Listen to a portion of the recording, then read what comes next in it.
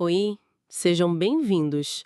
Hoje, vamos falar de um universo que parece muito familiar, mas que, olha, guarda muitos segredos. Os contos de fadas. Sabe? Aquelas histórias de Era uma vez, que a gente ouve desde pequeno. E a nossa ideia aqui é investigar um pouco mais fundo, é olhar as camadas psicológicas por trás dessas narrativas. A gente vai se basear numa conversa bem legal entre os psicólogos Ivan Azevedo e Mônica Monteiro. O que será que tem de significado oculto ali, né? Nessas histórias que duram tanto tempo. Vamos dar uma olhada. É interessante isso, né? Porque, assim, a gente tende a achar que é coisa de criança, mas na verdade essas histórias são muito, muito ricas em símbolos. Como o Ivan e a Mônica comentaram nessa discussão que a gente está analisando, os contos estão, assim, cheios de arquétipos, de reflexos de processos da nossa mente. A Maria Louise von Franz, que era uma analista junguiana, ela via os contos como, tipo, expressões diretas do inconsciente coletivo, sabe? Aquela parte mais profunda e universal da nossa psique. E também como representações da jornada de individuação. Individuação. Que seria a busca pela nossa identidade mais completa, né? Pela integração. Isso, exatamente. A busca por integrar todas as partes da personalidade. Faz sentido. E essa coisa dos arquétipos, então, quando a gente vê o herói, o vilão, a madrasta, esses personagens seriam tipo ecos de forças dentro de gente mesmo? É por aí. O ponto central é como esses personagens universais acabam espelhando a nossa luta interna, sabe? Entre o bem e o mal, luz e sombra, o que a gente constrói, o que a gente destrói. A jornada do herói, no fundo, não é tanto sobre derrotar um monstro lá fora. Hum, É mais sobre confrontar e integrar a nossa própria sombra. Aquelas partes que a gente, bem, que a gente não gosta muito, que a gente nega ou tem dificuldade de aceitar. Pensa na Cinderela. A madrasta, as irmãs, elas podem ser símbolos da inveja ou daquele sentimento de não ser boa o suficiente, que a própria Cinderela precisa, encarar dentro dela para seguir em frente. entendi. Mas essa ideia da sombra, será que a gente não corre o risco, às vezes, de simplificar um pouco os vilões? Porque tem vilão que parece só mal mesmo, né? O Ivan e a Mônica falaram disso. É uma boa pergunta.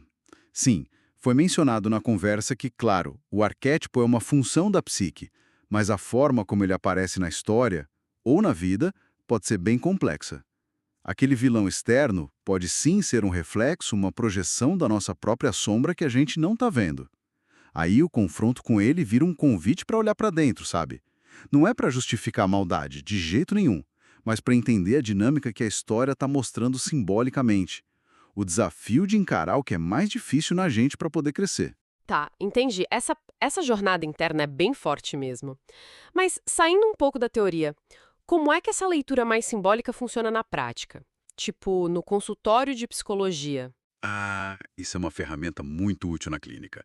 É, quando o paciente conta um sonho, ou descreve um conflito, ou usa uma metáfora para falar da vida dele, muitas vezes a gente consegue identificar ecos desses padrões dos contos, sabe? É como se a pessoa estivesse vivendo a sua própria jornada, com os desafios, os monstros internos, os ajudantes inesperados. Na discussão que a gente usou, a Mônica Monteiro até destacou como ajudar o paciente a reconhecer esses padrões para ser bem libertador para ele. Então, a terapia ajudaria a pessoa meio que decifrar os símbolos da própria história de vida, para dar um sentido novo para as lutas dela. Exatamente. É um processo de tradução simbólica, podemos dizer. E o Ivan Azevedo, na conversa, ele ponderou que esse processo nem sempre é fácil, né? Precisa de coragem para olhar para as próprias sombras, para os dragões internos.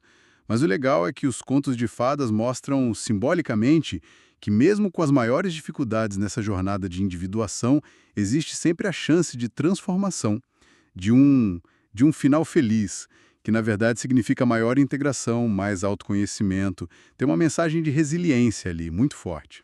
Legal, então, para a gente resumir, os contos de fadas, quando a gente olha pela lente da psicanálise, são tipo espelhos da nossa vida interior.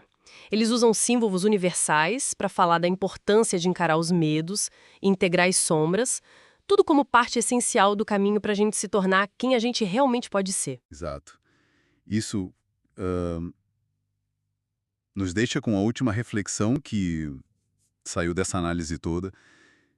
Se esses padrões, a jornada do herói, o confronto com a sombra, essa busca por integração, aparecem tanto nos contos e refletem processos da nossa mente que são universais, como seria se a gente começasse a reconhecer isso mais conscientemente nos nossos próprios desafios do dia a dia, sabe?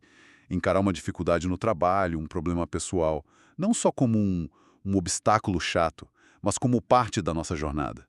Será que essa mudança de olhar poderia, sim, alterar o jeito como a gente vive e supera as coisas? É um pensamento bem instigante para a gente fechar, né? Bom, esperamos que essa conversa tenha aberto aí uma nova perspectiva sobre toda a riqueza simbólica que está escondida nos contos de fadas. Obrigada pela companhia e até a próxima.